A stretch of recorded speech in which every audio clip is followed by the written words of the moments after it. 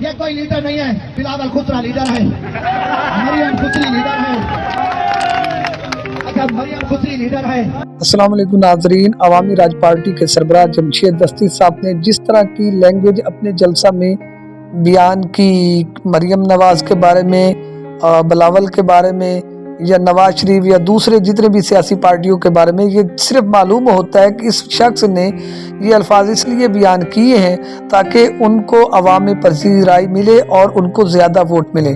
تو خدارا ہمیں آپ لوگوں کے کام پسند ہیں، آپ لوگوں کی عادات پسند ہیں، تو آپ اپنی قوم کے نوجوانوں کو کیا سبق دے رہے ہیں؟ ہمیں لاکھ اختلافات ہو سکتے ہیں، پی ٹی آئی سے، نون لیگ سے، پیپلز پارٹی سے، کسی بھی جماعت سے، لیکن آپ کسی کی بہن بیٹیوں کے بارے میں ایسی بات نہیں کر سکتے۔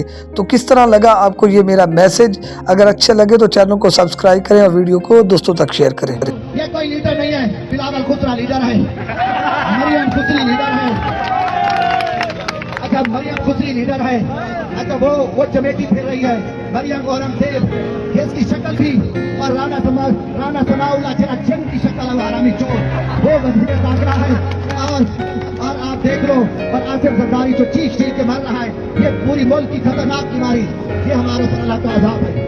اور حمزہ کمری وزیر، اور اس پہ اور کیا عذاب ہوگا کہ جو چور اور ڈاکو، جو حرامی، جو بے غیرت، اور جو ہیرا منڈی کی پیداوار ہے وہ حکمران ہے۔